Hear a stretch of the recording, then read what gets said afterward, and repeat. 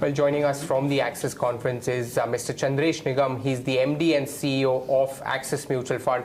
Mr. Nigam, thanks for taking the time out and speaking with Bloomberg Quint. First and foremost, it's a very interesting time that we are having this conversation. Given equity markets, Sensex at a lifetime high, but mid-cap, small caps, being battered 50-60%. First and foremost, your view on the market and the remainder of 2018. How do you think that will pan out? Yeah. So we are decisively in a phase where it is a little risk-off. I think from a great 2017 where it was a risk-on phase and you were really getting remunerated for taking higher amounts of risk.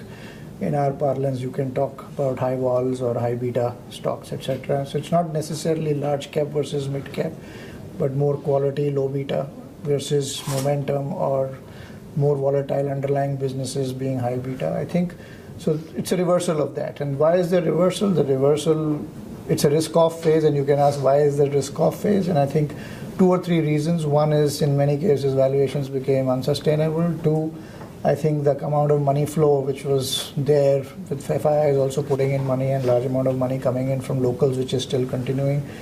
Total amount of money certainly has come down a bit. And 3, people realizing that because these stocks are not going up anymore further, there's no new money which is kind of chasing these stocks. In fact, the cycle is completely reversed as compared to what we've seen in the past.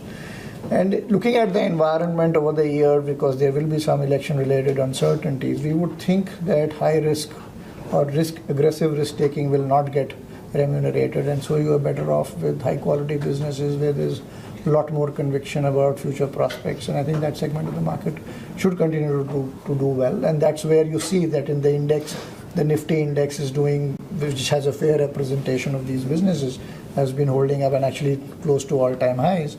And then you see the mid-cap indices where, again, there are some really high-quality companies which are doing well, but there are a large number which are not, don't have those great prospects. I think they are clearly struggling. And what have you made of the earnings so far? There's not been many, but the first quarter earnings have started coming in, the likes of TCS, Infosys, HUL and Ultratech as well. So, some of these early results, what have you made? And what's the expectation overall from quarter one? So we run very concentrated portfolios. We are high conviction investors. So we generally don't really take an overall index view. But of the businesses we are invested in, what we would like to see strong growth. I think that continues without exception for the ones which have really come out. I think the economic environment is fairly supportive for high quality businesses. Financials, consumer discretionaries, I think we are going to see some good numbers. We've already seen one. Some of the benefits on currency players in the IT segment, etc. We're seeing some reasonably good numbers. So I would believe that the numbers would be fairly positive. Anyway, expectations from an overall market perspective are high double-digit kind of growth this year, and I think that should come in. Let's talk about flows for your industry. Last couple of months or last 3 months, we have seen there's some bit of slowdown in the equity inflows. So inflow is still there, but it's a slowdown. What have you made of that? What's the psyche of the investor, the retail investor? Because on one hand, we have domestic institutions which are pumping in money, and we've seen the foreigners take out money from India. So foreigners are taking out money from a very specific reason. I think there is the rising dollar, money flow, money moving back to the US for various strategies, whatever the taxation rules in the US, etc. So emerging markets have been bearing the brunt, and then as part of that, people have been taking money out of India as well as part of that. There may be a little bit more tactical money moving out because people may not want to go into or stay in the markets when there is political uncertainty because of the elections. But those are cyclical things, and then already there is talk that emerging markets have done relatively very poorly, and so the reverse trade should happen, in which case we will again start to see money coming back. But that's a very macro kind of a trade, emerging markets versus developed markets, and it will have its own cycles. Important for us right now is obviously the domestic flows, which have been very, very strong, and you're right, it's come off a bit. But I think from a trajectory perspective, medium to long term, it's reasonably up. Like markets, these flows will be volatile. There will be a reasonably secular growth in what we call as the stable SIP flows, and there will be the lump sum, which can at times be more sentiment driven. They can be volatile. So I think it's a sum of the two. The good thing is that these secular flows are now becoming a larger and larger part. So it's possibly you can't see much of a further fall in the new gross flows which are coming in.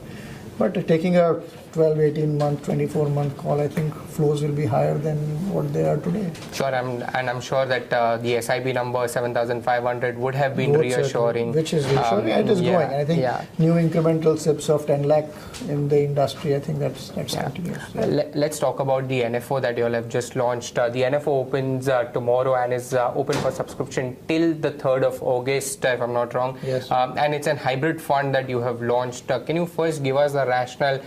Why a hybrid fund and which category of hybrid fund are you launching? So Axis Equity Hybrid Fund is a fund we are launching. It's in the aggressive hybrid space. So Axis Equity Hybrid will have about 65 to 70% equity exposure, and the rest 30% will be fixed income and cash. We all know people have to invest in equities to create wealth, to beat inflation, to sustain the purchasing power of their savings. And this is one way for investors who are not really have the risk appetite to go and buy in full 100% equity products to get exposure to equities. What you give up in terms of the expected returns from a pure equity fund is very small as compared to the risk which you can dramatically reduce by getting into a product like this. At Axis, our philosophy for a long time has been that multi-asset products really have significantly better risk-reward structure. So they may not be the best in terms of return, but adjusted for risk, they really help and have a place in investors' portfolios.